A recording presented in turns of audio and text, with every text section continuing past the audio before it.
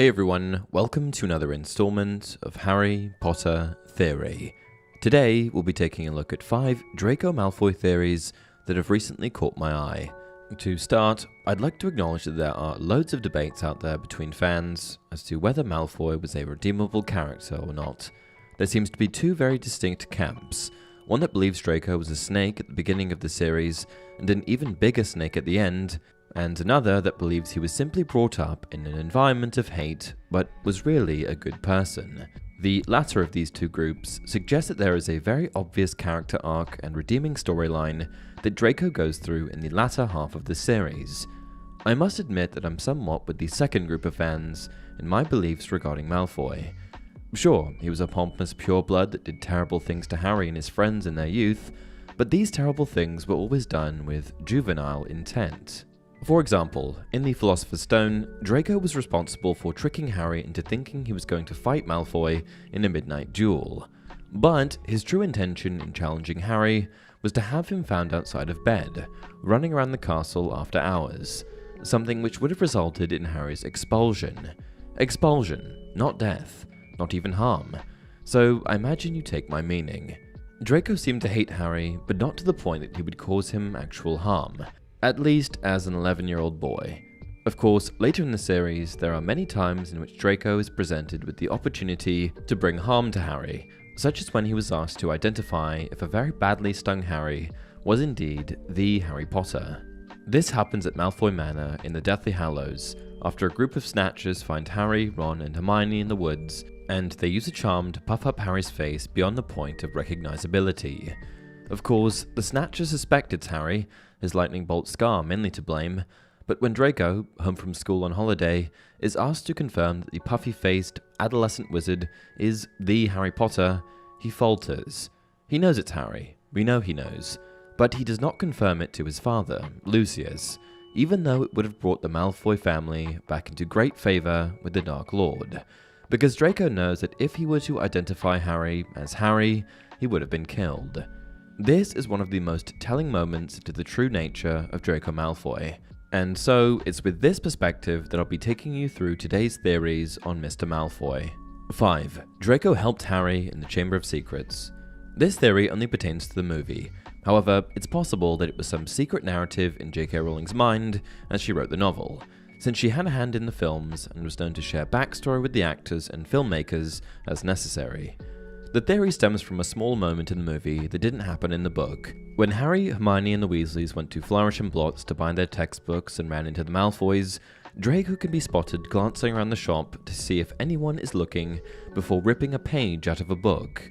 Of course, this on its own means basically nothing, but if you put that together with the fact that later, in the Chamber of Secrets, Ron and Harry find a petrified Hermione with a ripped page about basilisks in her hands, one may begin to see a connection.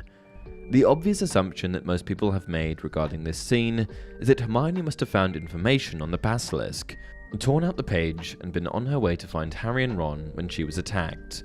But when have you ever known Hermione Granger to tamper with the sacred entity of books? I must admit, I do find it rather difficult to imagine her doing something so careless to a thing she held in such high regard. Now, back to Draco and his ripped out page. Why would he have done this?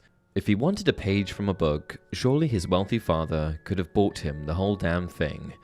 Well, the theory goes that, since Lucius Malfoy had been talking openly about the dangers abounding at Hogwarts for Muggleborns, he must have been aware of, or at least the myth of, a basilisk and other creatures associated with Salazar Slytherin lurking within the castle. So perhaps, in an effort to learn more about what he had overheard his father talking about, Draco ripped out a page on the giant serpents. Then, when he realized just how much danger the students at Hogwarts are in, he found a way to get it to Hermione for her to share with Ron and Harry, knowing that they would try to stop it. I suppose there's always the more sinister possibility that Draco hoped the 3 would go looking for the basilisk, if they knew what to look for, that is, and would then come to harm when they encountered it. 4. In Year 7, Malfoy was Hogwarts' head boy. I'll be the first to admit that this is a rather benign theory, however, it's a theory nonetheless. In what would have been Harry, Ron, and Hermione's 7th and final year at Hogwarts, there's the thought that Draco Malfoy may have been the school's head boy. This role is typically entrusted to a senior prefect, which we know that Draco was prior to his 7th year. There's also the fact that Hogwarts was being run by Death Eaters at the time, and therefore Malfoy would have been a suitable pupil to fill the role, what with his family's allegiance to the Dark Lord. To anyone who questions whether or not Draco even attended Hogwarts in his 7th year, we know this to be true for several reasons. One of which is the fact that Lucius Malfoy says to the werewolf Greyback in the Deathly Hallows that Draco is back from school for Easter holidays. 3. Draco was never a Death Eater. Now, since theory number 1 in this video was only really for the movie franchise, this theory is strictly for fans of the novel. If you've seen the Harry Potter films, then you will have explicitly seen a dark mark on Draco's arm. But in the books, whether or not Draco has a dark mark is a lot more up for debate. You may recall a previous theory I've discussed in another video, that Draco might have been a werewolf, and that the mark on his arm, which in the book, Harry never got a good look at, was actually a werewolf bite from Greyback. This is just one of many theories offering alternatives to what could have been on Draco's arm, if not the mark of a Death Eater. In my opinion, considering the direction and allegiances that Draco chooses to make after the Battle of Hogwarts, it seems all the more likely that Malfoy never actually pledged himself to Voldemort, making me quite open to the idea that Draco was not an official Death Eater. 2. Harry was in love with Draco Malfoy. In the past, I've explored the theory that Draco was in love with, or at the very least had a crush on, Hermione, but this is a new one for me. Apparently, actor Tom Felton, the British actor who portrayed Draco Malfoy in the series, has said he believes this particular fan theory to be true.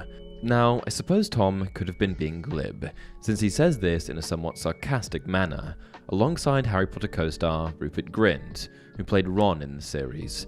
The two actors laugh as they make the declaration that Harry and Ron must have been mad for Draco with all the attention they gave him. The theory hinges on a similar basis to the Draco was in love with Hermione theory, that because of all the attention Harry gave Draco throughout the series, perhaps his strong feelings were fueled by something other than hatred. There's also the fact that Draco was so easily able to get under Harry's skin, another quality often associated with an individual having intense, unwanted feelings for another. Now, I'm not saying that I accept this theory to be true, but if it were, I can see possible supporting evidence in the way Harry behaved towards Draco. Number 1. Draco, Ron, and Harry are all distantly related. Now, this theory makes the previous one a bit awkward. There are several fans out there who have voiced that they believe, since there are only a limited number of pureblood wizarding families in the world, it would have eventually become impossible to remain a pureblood without marrying a relative, however distant that relative may have been. In reality, there's actually more proof to this theory than just the aforementioned speculation, for Cedrella Black was married to a Septimus Weasley. The two had 3 children, one of whom was likely Arthur Weasley, who is of course Ron Weasley's father.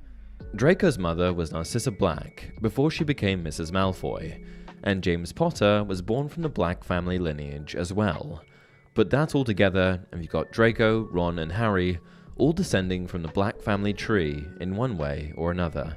And with that, we've come to the end of another video. What did you think? Did I miss any theories about Draco Malfoy that you think are worth discussing? Please share your thoughts in the comments below, and as always, if you enjoyed this video, don't forget to like it and subscribe to the channel. Until next time, remember, it does not do to dwell on dreams and forget to live.